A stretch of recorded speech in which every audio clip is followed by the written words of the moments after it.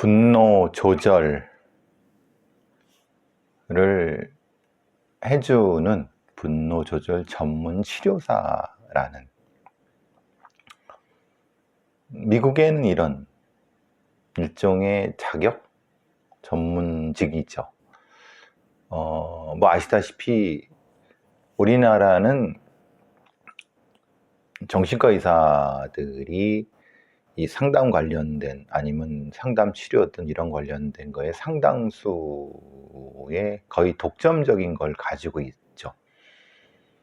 근데 이제 일반적인 상담 센터라든가 이런데, 심리학 쪽에서 상담 센터 이런 것들을 개설할 수는 있습니다.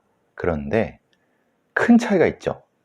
그러니까 정신과 의사들이 개설하는 거는 국민건강보험에서 그 일종의 치료 형태로 받을 수 있지만은, 상담, 심리학 이런 데서 하는 거는 말 그대로 이제 완전히 개인 사비로 해야 되기 때문에 상당히 비쌉니다. 뭐 10배 정도 비쌀 겁니다.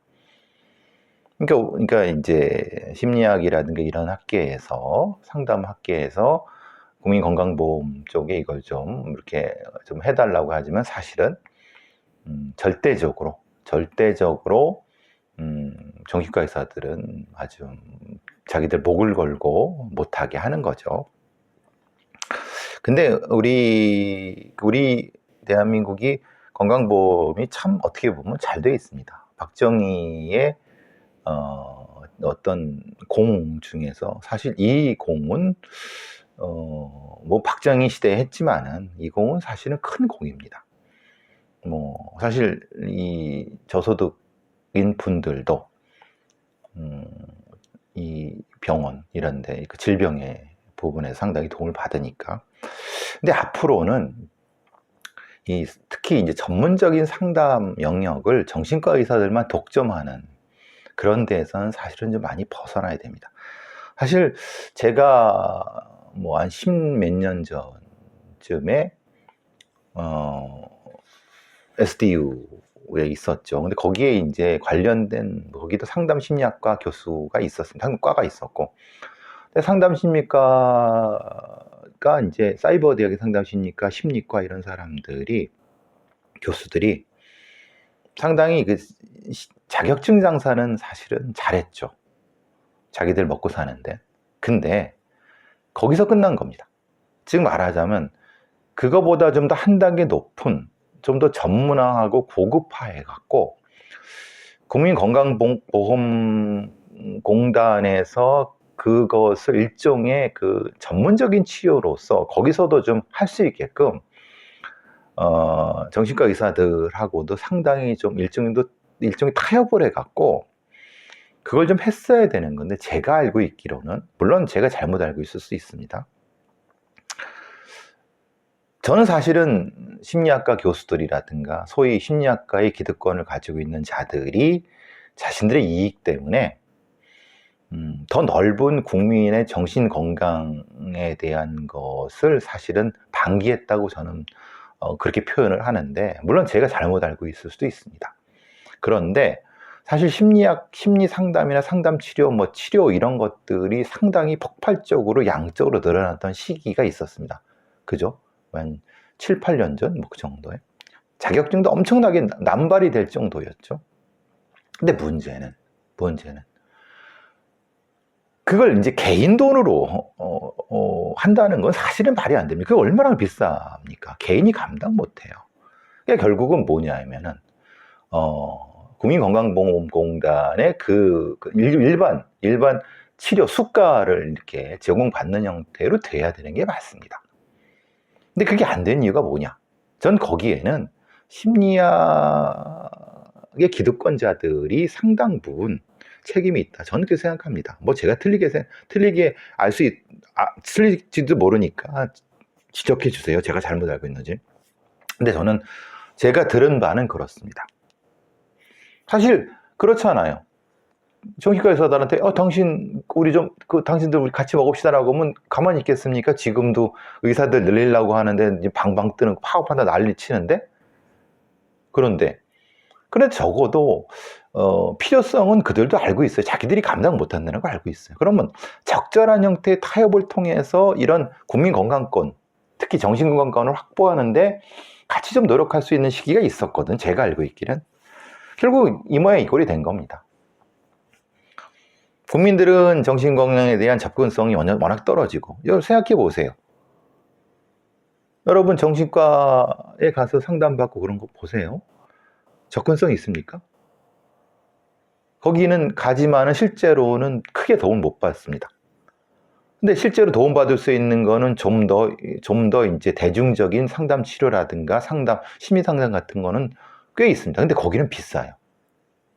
이 괴리를 어떻게 해결할까? 그러니까 어떻습니까? 실제로는 정신건강보건센터라든가 이런 데가 있지만은 그건 구청이나 이런 데서 하는 거죠. 다 감당 못 합니다. 그러니까 민간이 좀 맡아줘야 돼요. 근데 그거를 감당을 못 하잖아요. 지금 사실 배현진 의원 그러니까 습격한 개라든가 아니면 지금 우리가 많이 보고 있는 적지 않은 정신적으로 스트레스가 많은 사람들에 의한 범죄를 분명히 낮출 수 있어요. 근데 그 방법론에 있어서는 어떤 놈들도 심리학과라든가 정신건강에서 얘기를 합니다. 저게 문제다. 쟤들을 어떻게 된다. 저 사람들의 어떤 위험군인을 어떻게 된다라는 걸 다 얘기합니다. 누구도 얘기합니다. 그런데 어떻게 접근성을 할 것인가는 거기는 아무도 들어가지 않아요. 몰라서 못 들어갈까요? 아닙니다.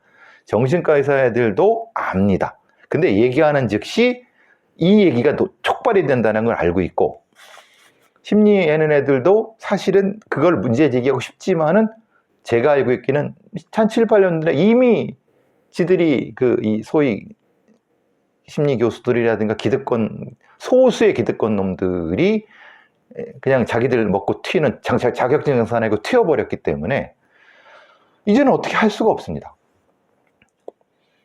수가를 가지고 할 것이냐? 해야죠.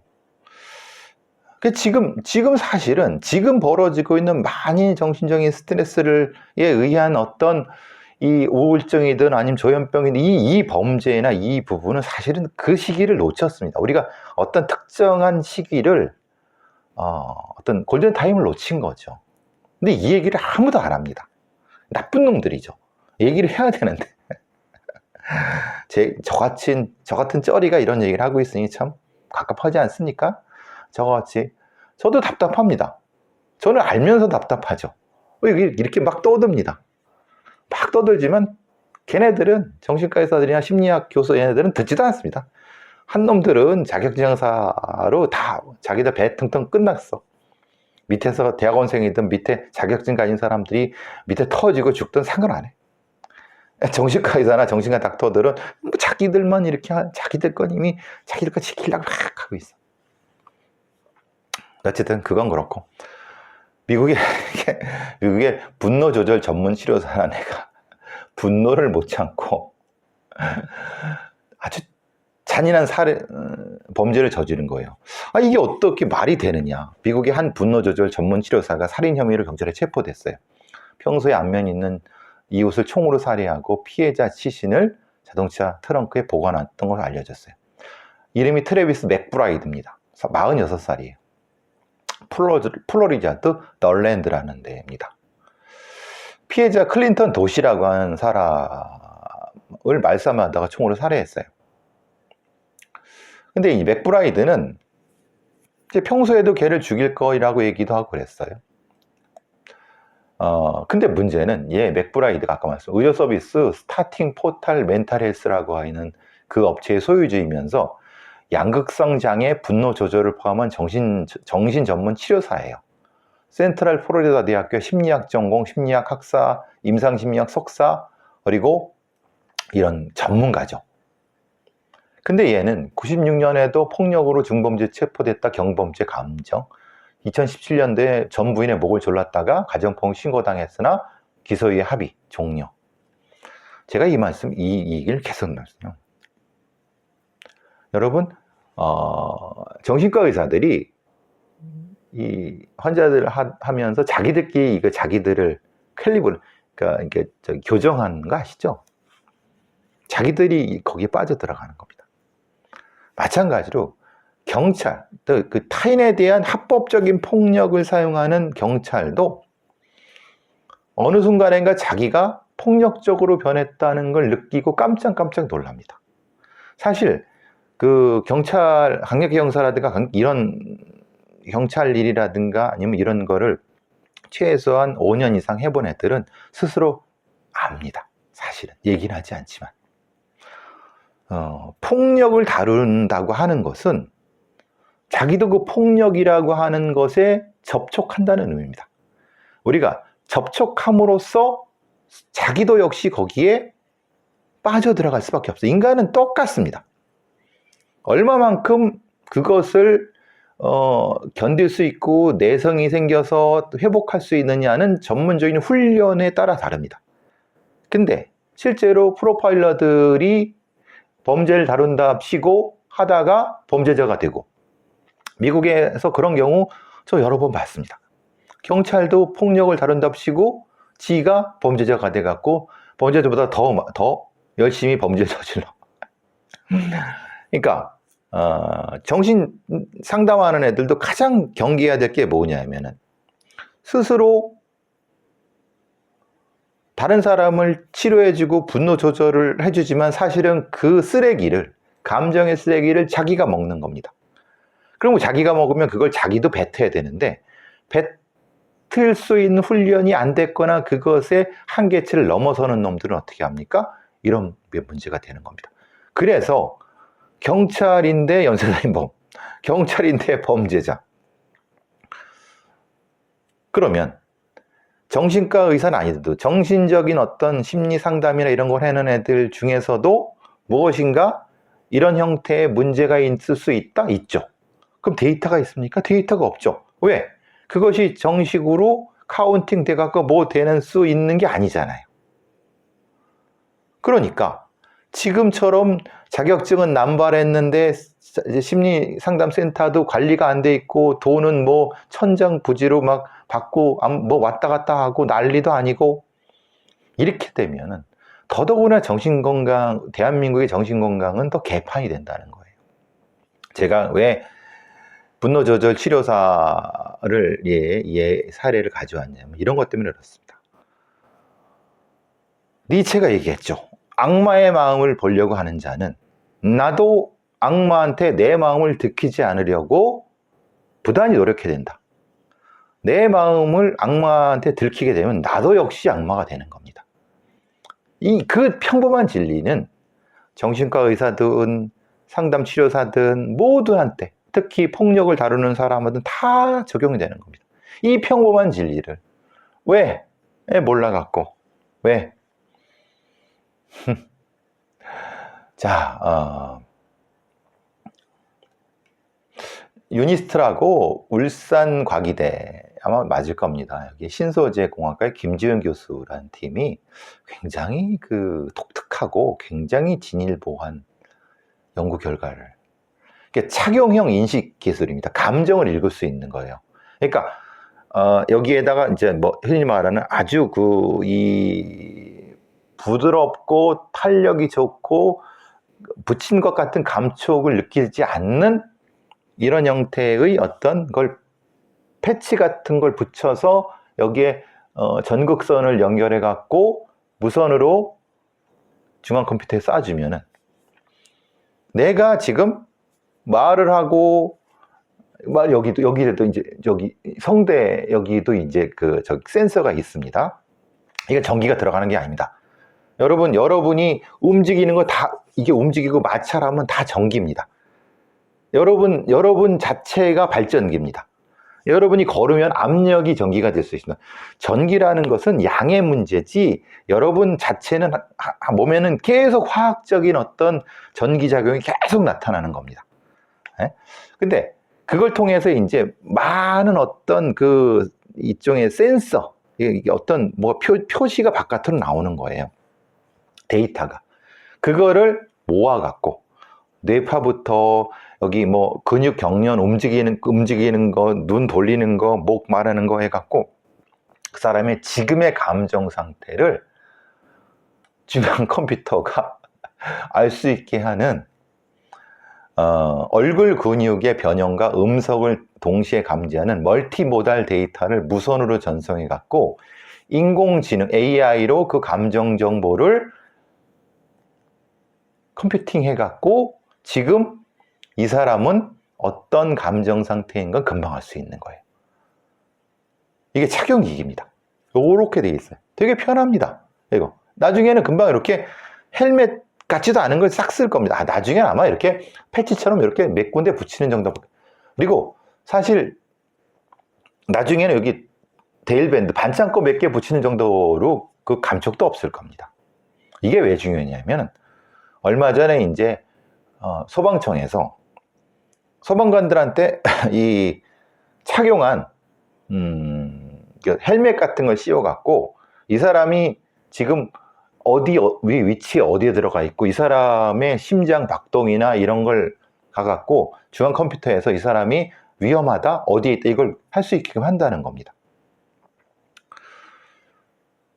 경찰은 이 소위 말하는 이 바디캠 뭐 이렇게 해갖고 막 그거 한다 그러죠. 근데 실제로 기술은 여기까지 왔어요. 이게 상용화돼 금방 상용화 될 겁니다. 실제로 이거는 이 감정을 모아갖고 하는 거는 실제로 우리가 웨어러블 컴퓨터랑 똑같습니다. 컴퓨터가 이제 몸 안에 심는 컴퓨터. 아주 작습니다. 굉장히 작을 수밖에 없습니다. 그리고 어떤 뭐 배터리도 이제는 굉장히 작고 여러분 생체에서 나오는 화학 발전으로도 돌아갈 수 있는 컴퓨터도 분명히 이제 뭐 얼마 안 있어 나옵니다. 되게 간단한 여러분은 항상 이제 그 몸에다가 고성능 컴퓨터 하나를 신고 다니거나 아니면 송수신기를 신고 다녀서 메인 있는 아주 대용량의 AI랑 접속시킬 수 있는 안드로이드 휴머노이드 같은 느낌? 이런 걸 다 가질 수 있을 겁니다. 물론 여러분은 돌아가신 다음이겠죠. 한 50년 뒤 정도 될 테니까. 빠르면 30년일 수도 있으니까. 시대는 굉장히 빠르게 발전하고 있습니다. AI 기술, 특히 이런 센서 기술, 예전엔 센서만의 문제는 센서의 정보를 집적해서 AI로 확 빅데이터를 확 처리해 갖고 이걸 금방 어떤 특정한 인간 모델에 적용할 수 있는 그런 거, 이거 아마 거짓말 탐지기에 금방 적용할 거고, 아니면 여러분 이걸 가지고 뭘 할 수도 있습니까? 그냥 여러분 공상과학 영화에 여러분을 지키는 드론, 여러분 바깥에서 여러분을 지키는, 아니면 뭐 이런 로봇, 여러분 보디가드 로봇, 별의별 게 다 나올 수 있습니다. 휴대용 감정 인식 장치 이런 겁니다.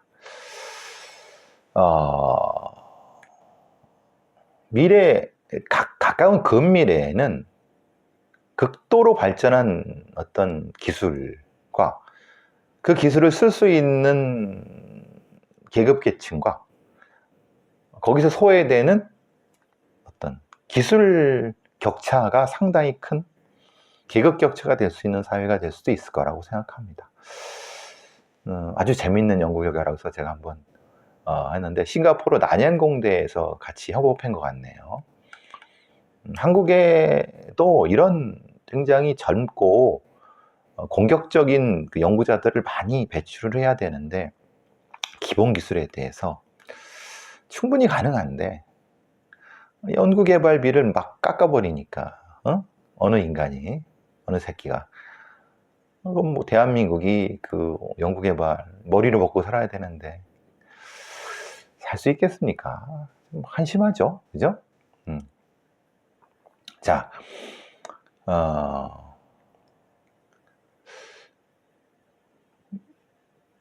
여러분 이런 건 어떻게 생각하십니까?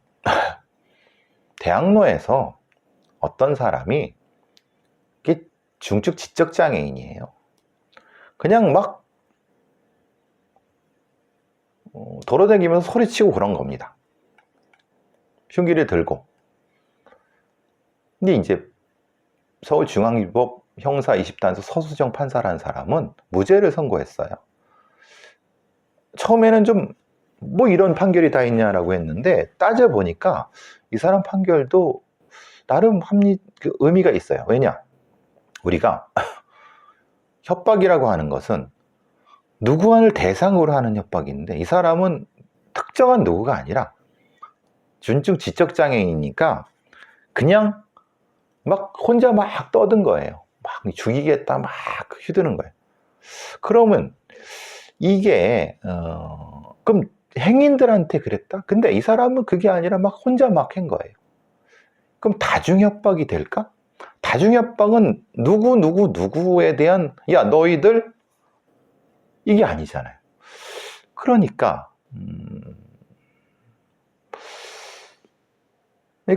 물론 이유가 있습니다. 이 사람은 형제복지원 피해자이고 장애인이고 뇌경색 투병을 하고 있었기 때문에 많은 사람들이 이 사람에 대한 불구속 탄원을 했습니다. 그러니까 사실 이 사람이 이런 것은, 그러니까 배움이 없고 지적 장애를 가지고 있으니까 이 사람이 쓸 수 있는 말은 자신이 형제복지원에서 듣고 거기 각인된 그 욕 자기가 받은 그거를 이렇게 한 거니까, 더더욱이나 어떤 대상성이라든가 어떤 구체적인 표현성도 떨어지는 거죠. 그러니까 이거 외에 다른 말을 쓸 수 없는, 그러니까 학대 피해자가 이런 경우는 이거는 사실은 협박이라고 보기는 어려울 수 있죠. 처음에는 뭐 이런 판사가 다 있어라고 했는데, 이 서수정 판사는 깊이 고민하신 것 같아요. 사실 양승택이라든가 어떤 사법의 괴물들이 있는 반면에 사실 판사들 중에서 꽤 괜찮은 사람도 많이 있거든요. 그러니까 사법행정이 문제인 거죠. 사법행정이 사법 괴물들을 만들어내는 거지, 생각 있고 실력 있고 또 거기에 어떤 기본적인 어떤 정의에 대한 마인드도 있는 괜찮은 판사들이 다수를 차지하는 사법부, 그게 더 그래야 되는 것 같다는 생각이. 이 판결은 상당히 여러분 한번 보시면 좋을 것 같아요. 근데 요 사건은 조금 이해가 힘듭니다. 어떤 커뮤니티, 진짜 이게 뭐 조작된 거야 아니면 좀 왜곡된 것일 수도 있어요. 어떤 사람이 자기 차량偷를 당했다고 신고를 했는데 경찰에서 수사 무혐의가 나왔다는 거예요. 근데 어떤 놈이 자기 차량 안에서 뭔가를 찾는 것처럼 보이는 게 CCTV에 다 찍혔어요. 그래서 가갖고 그 사람을 잡았어요. 그래서 경찰에 넘겼죠. 그래서 그 안에 있던 돈봉투, 블랙박스, 메모리카드, 뭐 자격증, 손선무기 등등 이제 도난당했다고 주장을 했는데, 근데 문제는 이 남성한테 실제로 몸에 그게 없었는 거예요. 아까 말하는 돈봉투, 메모리카드, 자격증, 손선풍기가. 아니 돈봉투나 물품 같은 건 나오지 않았어요. 아까 말한 것들이. 그러니까 경찰이 이렇게 생각한 거죠. 아니 피해자 아저씨가 돈봉투나 뭐 이거 뭐 메모리 카드나 뭐 이런 것이 없어졌다고 하는데, 지금 바로 체포해 사람한테 아니 몸에 없잖아요. 그러면 이 사람은 훔친 게 아니잖아요. 그러니까 훔치지 않았으니까 절도는 아니죠. 주거 침입이 되겠죠. 그러니까 근데 이건 절도죄로 되니까 절도죄는 무혐의라는 거예요. 그리고 혹시 아저씨가, 이거 피해자가 사실 돈봉투가 있다고 생각했지만 사실은 착각하신 거 아니에요? 그럴 수도 있다라고 생각해서 불송치가 됐는데, 이분은 너무 억울하다. 왜냐? 실제로 이 범인은 남의 차를 문을 따고 들어가서 침 뱉고 뭐 이게 다 그랬는데, 이게 너무 억울한 거 아니냐? 그럼 이게 경찰이 잘못했냐? 아니면 뭔가 착오가 있냐? 물론 이제 그럴 수 있죠. 그러니까 이게 정확히 이 사람이 이 범인을 바로 체포했을 때, 그러니까 이제 주인이 잡았을 때, 이 사람의 몸에 진짜 아무것도 없었냐? 아무것도 없었으면 사실 이 물건을 다른 데 빼돌릴 수 있는 시간적이나 어떤 것이 없다고 하면 사실 물건이 하루로 솟을 수도 없는 거니까. 다시 한번, 그리고 혹시 피해자가 그 차량에 있었다고 생각하는 돈 봉투나 뭐 이런 것들이 혹시 다른 데 있는 거 아니야? 근데 이건 의견이 맞서는 거죠. 본인은 분명히 거기 있다고 하니까. 그럼 이제 경찰이 어디까지 이걸 해줘야 되느냐? 이런 부분에서 사실은 많이 걸리죠. 사실은 근데 경찰이 이 정도도 안 해내주는 것도 경우도 있습니다. 그런데 그래서 이제 정확히 이 피해자분이 할 것은 이 돈 봉투가 여기 안에 차 안에 있었다고 하는 증거를 조금 더 보강을 하시거나, 그리고 혹시라도 이 범인이 다른 쪽에 그걸 빼돌릴 수 있는 어떤 여지가 없었는지 확인하고, 그러면 절도죄는 아니라 하더라도 내 차 안을 뒤졌기 때문에 주거침입에 해당되지 않느냐 라고 법 적용을 바꿔서 처벌하고 싶다라고 다시 얘기를 할 수도 있을 것 같다는 생각이 듭니다. 그게 지금 좀 걸리네요. 하여튼 좀 이런 좀 독특한 사건이 있어 갖고, 자, 역시 그 태산명동 서일필이라고 사건 브로커, 광주 전남을 지난해 말부터 떠들썩해 했던 사건 브로커가 결국은 용두사미, 20명을 조사한 검찰은 8명을 구속하고 나머지 불구속. 브로커 성모 씨, 사기범 탕모 씨, 그래서 오간 돈이 18억이다. 별별 얘기가 나오고 그랬죠. 한 명 치안감 하나 자살하고, 근데 결국은 중앙경찰학교 장 출신은 불구속 영장 기각되고, 결국은 광주지검에서 수사 내용을 비공개했지만은 결국은 나온 얘기는 결국은 처음에는 요란할 것 같은데 실제로는 별거 없이. 그러면은 진짜 광주지검에서 제대로 수사를 했느냐? 혹시 광주지검에 검찰 수사관이 연결된, 지금 구속돼 있는, 뭔가 이런 사건의 구속영장이 기각되는 등, 그러니까 성 씨의 진술, 브로커의 진술 외에는 별다른 증거를 확보하지 못한 것이 뇌물 사건의 본질적인 수사의 한계냐, 아니면은 하기 싫었던 거냐. 그리고 정기인사, 검사들의 정기인사 시즌으로 그냥 대충 정기인사 시즌까지 그냥 아무것도 안 하고 있다가 대충 눌러버린 거냐. 사실 이런 형태의 검찰, 경찰의 뇌물 사건이, 아니면 사건 브로커 사건들이 이렇게 끝나는 거 우리가 많이 봐왔습니다. 그러니까 저도 처음에 계속 우려했던 게, 얘네들 또 그냥 대충 뭉개다가 인사철 돼갖고 그냥 흐지부지 할 거다. 아니나 다를까?